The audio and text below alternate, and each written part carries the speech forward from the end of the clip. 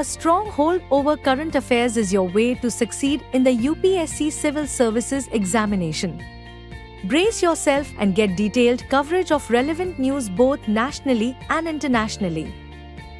With the monthly current affairs revision program starting from 26th October at 5 p.m.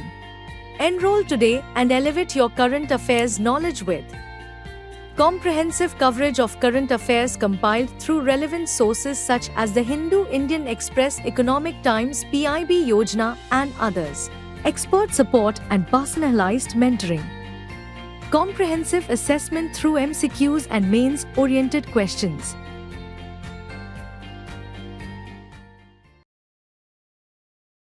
Hello and thank you for tuning into this edition of News Today. Without delay, let's have a look at the headlines first. Union Minister for Women and Child Development launched Bal Vivah Mukt Bharat campaign. Israel and Hezbollah in Lebanon entered into a ceasefire agreement. Soaring water demand and groundwater depletion caused Earth's axis to tilt by 31.5 inches, according to a study. Union government notified second phase of PM E-Drive scheme. Centre announced funding and mentorship for winners Tomato Grand Challenge. The 2024 OPCW The Hague Award conferred upon Indian Chemical Council. In a critical move towards eradicating child marriage in India, the Union Minister for Women and Child Development has launched the Bal Vivah Mukt Bharat campaign. This ambitious initiative urges every citizen to actively oppose child marriages and is a collaborative effort involving multiple ministries. Let's break it down. The campaign focuses on 7 states with the highest prevalence of child marriage and nearly 300 high-burden districts. It adopts a collaborative approach, calling on all states and union territories to devise action plans aimed at reducing child marriage rates to below 5% by 2029. A key innovation under this initiative is the Child Marriage Free Bharat portal. This online platform allows citizens to report incidents of child marriage, lodge complaints, and access information about child marriage prohibition officers nationwide. So, what's the status of child marriage in India? According to NFHS 5, the child marriage rate in the country has significantly reduced from 47.4% in 2005-06 to 26.8% in 2015-16. However, there is a stark variation based on household wealth. In the lowest wealth quintile, 40% of females are married before 18, compared to just 8% in the highest quintile. States like West Bengal, Bihar, Tripura, Jharkhand, Assam, Andhra Pradesh, Rajasthan and Telangana report the highest prevalence. Now, why is tackling child marriage so critical? Child marriages have far-reaching consequences. Physical harm due to forced sexual activity and exposure to domestic violence. Developmental setbacks like low education levels and lack of skills. Health risk with early and repeated pregnancies damaging girls' reproductive health.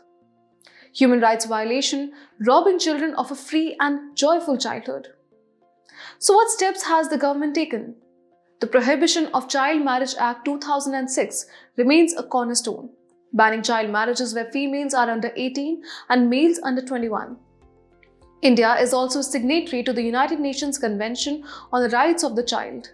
Additionally, the National Commission for Protection of Child Rights runs extensive awareness programs to combat this social evil.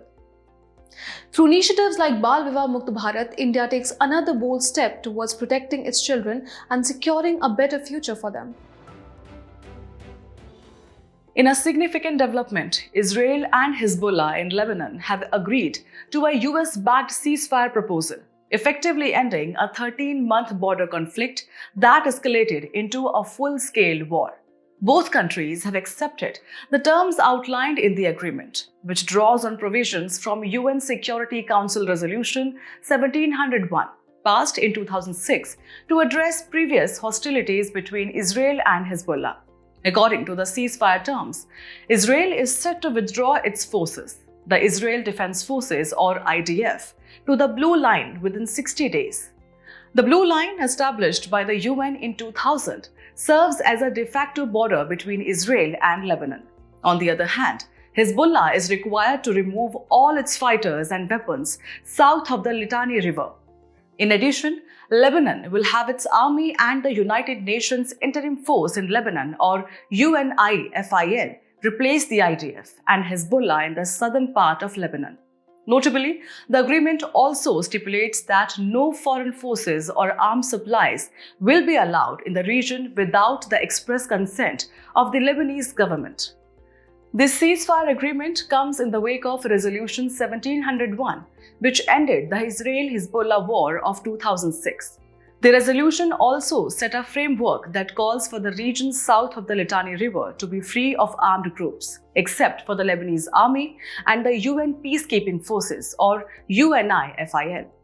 This agreement is a major step forward stabilizing the region after months of conflict. Moving ahead, a recent study published in Geophysical Research Letters has brought to light soaring water demand and groundwater depletion, which caused Earth's axis to tilt by 31.5 inches. The study, published in Geophysical Research Letters, shows that excessive groundwater extraction has shifted Earth's rotational pole, highlighting the impact of human activities on the planet. Now, let us first have a look at the key findings of the study. It reveals that excessive groundwater extraction between 1993 and 2010 has caused Earth's rotational pole to shift by a remarkable 31.5 inches or 80 centimeters eastward, which altered the distribution of the planet's mass and contributed to a 0.24-inch rise in global sea levels. This shift is driven by the movement of groundwater from aquifers to oceans. The study also highlights that this shift occurred at a rate of 4.36 centimeters per year, presenting a challenge to earlier climate models that predominantly focused on ice sheet melting as a major factor influencing pole movement. The implications of these findings are extensive. Over geological timescales, the redistribution of Earth's mass could significantly influence the global climate patterns. Furthermore, if the depletion of groundwater continues, it may exacerbate local climate disruptions and have long-lasting environmental consequences. To better understand the gravity of this discovery, let's look at the motion of Earth. The planet has fundamental movements: rotation and revolution. Rotation refers to Earth spinning around its axis. Revolution, meanwhile, is Earth's movement around the Sun in a fixed orbit. Earth's axis is an imaginary line tilted at an angle of 66.5 degrees to its orbital plane. These motions are crucial for maintaining life as we know it. Earth's rotation causes the cycle of day and night, while its revolution drives the changes in seasons. Additionally, the tilt of Earth's axis determines how heat is distributed across the globe, creating distinct seasons and climate zones. This study serves as a stark reminder of the interconnectedness between human activities and the planet's natural systems. The continued unsustainable extraction of groundwater poses a significant threat to Earth's stability and climate. The Union government has recently notified the second phase of the PM Electric Drive Revolution in Innovative Vehicle Enhancement, or PM eDrive scheme, introducing significant updates to promote electric mobility in the country. The Union Ministry of Heavy Industry has made partial modifications to the scheme, including extending subsidy benefits to L5 category electric three-wheelers. Now, let's take a closer look at the key highlights of the notification.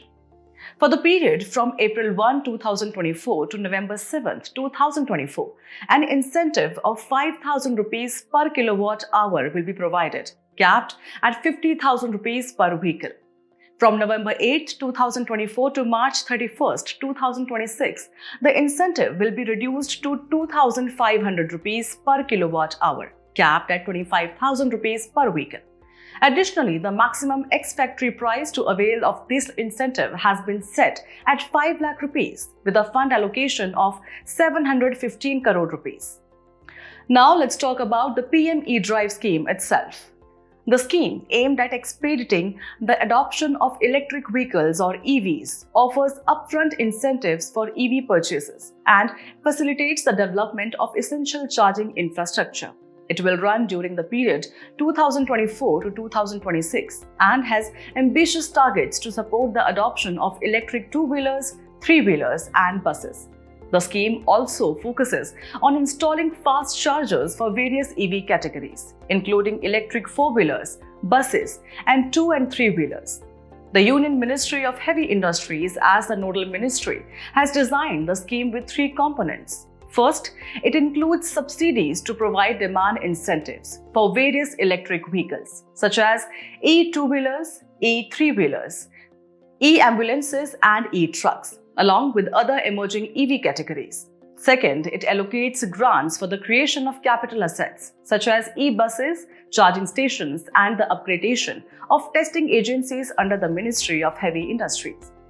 Lastly, it provides for the administration of the scheme, which includes information, education and communication or IEC activities and fees for the project management agency. This initiative marks another significant step in India's journey towards sustainable and cleaner mobility solutions. In a significant move, the centre has announced funding and mentorship for winners of the Tomato Grant Challenge. This initiative aims to discover innovative, scalable solutions to stabilize the volatile tomato supply chain. Let's first dive into the details. The TGC, launched in 2023 by the Department of Consumer Affairs in collaboration with the Ministry of Education's Innovation Cell, seeks to tackle challenges in the tomato supply chain. Tomatoes, along with onions and potatoes, collectively referred to as TOPs, are known for their extreme price fluctuations. Tomatoes, onions, and potatoes hold a vital place in India's food basket. They are the largest cultivated, produced, and consumed vegetables in the country. Moreover, they contribute to more than 1/3 of the consumer price index in the vegetable category. TOP's prices are notoriously unstable. Let's explore why. Firstly, seasonal production leads to shortages during lean periods and price crashes during bumper harvest.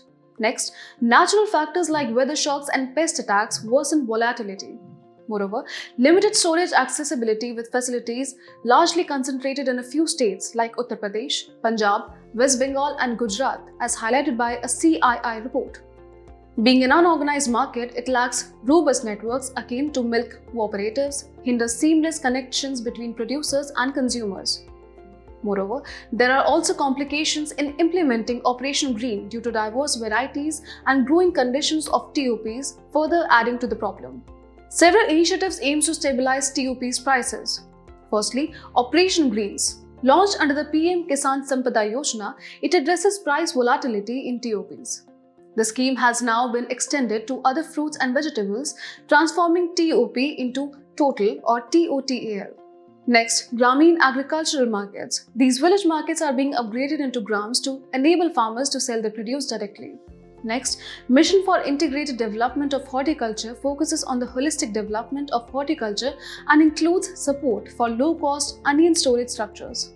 Other key initiatives include agricultural marketing infrastructure for rural godowns, Kisan Rail Services, and the Price Stabilization Fund. In conclusion, the government's proactive steps combined with innovative challenges like the TGC reflect a focused approach to addressing these long-standing issues. In a significant achievement, the Indian Chemical Council or ICC has been conferred the prestigious 2024 OPCW The Hague Award. This honor comes from the Organization for its Prohibition of Chemical Weapons, recognizing the ICC's contributions to chemical safety and its compliance with the Chemical Weapons Convention. Now, what makes this award even more remarkable? This is the first time the recognition has been granted to a chemical industry body. The Hague Award, established in 2014, celebrates OPCW's ongoing mission to achieve the objectives of the CWC. Now, let's talk about the Chemical Weapons Convention or CWC.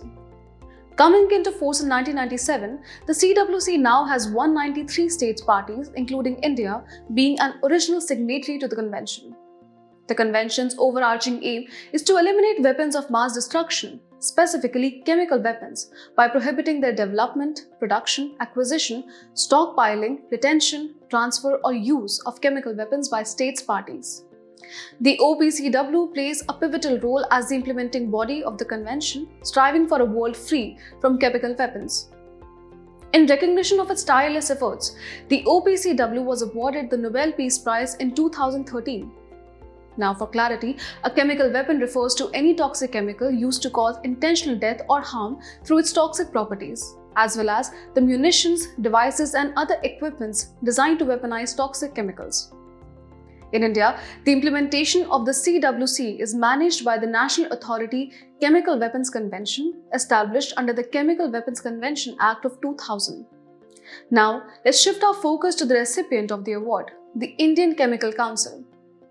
ICC is the apex national body representing all branches of India's chemical industry, from organic and inorganic chemicals to plastics and petrochemicals.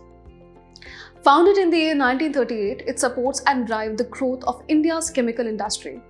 It also represents over 80% of India's $220 billion chemical industry, showcasing its pivotal role in the nation's economic growth. The personality in the news today is Guru Tegh Bahadur. Recently, the Martyrdom Day of Guru Tegh Bahadur Ji was observed on November 24th. Born in Amritsar, Punjab, he was the 9th Sikh Guru and a great warrior, spiritual personality and lover of the motherland. Guru Tegh Bahadur propagated the message of universal brotherhood and religious freedom. He fought against superstitions, caste-based discrimination and untouchability. His teachings continue to inspire the vision of building a strong and vibrant India, founded on the pillars of equality, justice, fraternity and liberty. He founded the town of Chak Nanki in Punjab, later enlarged into the city of Sri Anandpur Sahib. Guru Tegh Bahadur was also crowned with the rare honor of Hind Di Chadar. Through his actions, he showcased the values of valor, spirituality, leadership, determination and much more. As we conclude today's main news, let's have a look at some quick updates. A project implementation agreement has been signed between the Ministry of External Affairs, India and the International Solar Alliance for solar projects in the Indo-Pacific. Projects will be implemented in Fiji, Comoros, Madagascar and Seychelles with the financial support of $2 million from India. Oil prices continue to rise for both Brent crude and West Texas Intermediate crude in anticipation that OPEC Plus may delay a planned increase in oil production in its upcoming meeting. In 2016, Organization of the Petroleum Exporting Countries partnered with 10 additional oil-producing countries, forming OPEC+. Endure Air Systems, a private drone manufacturer, has delivered its innovative Subal-20 logistics drone to Indian Army for deployment in the eastern sectors. Subal-20 drones are an advanced electric unmanned aerial vehicle designed for aerial logistics, capable of carrying up to 20 kg of supplies over long distances. The Union Ministry of Home Affairs has established a permanent National Security Guard hub in Jammu city to counter major terror attacks. National Security Guard was created under the National Security Guard Act 1986. Recently, UN AIDS World AIDS Day Report 2024 titled Take the Right Path to End AIDS was launched. One of its key highlights stated, of the 39.9 million people living with HIV, 9.3 million people are still not accessing life-saving treatment. Researchers from the CSIR Central Leather Research Institute are expanding the horizons of nanozymes to use them as catalyst for transforming biomaterials. Nanozymes are nanoparticles with enzyme-like features which may be metallic, metal oxide-based, carbon-based or of other types. The 2024 edition of the Network Readiness Index has officially launched. The theme of this year is Building a Digital Tomorrow, Public-Private Investment and Global Collaboration for Digital Readiness.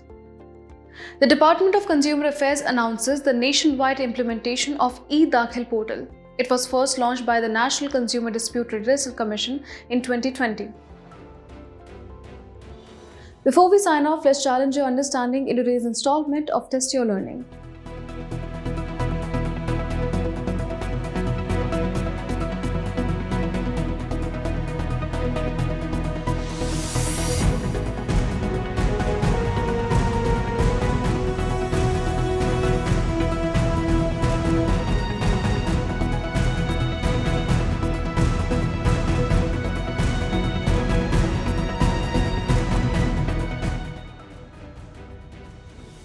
Thank you for joining us. We hope you found this episode of News Today engaging. For solutions to the quiz and to access the PDF version of News Today, please visit the provided links in the description below.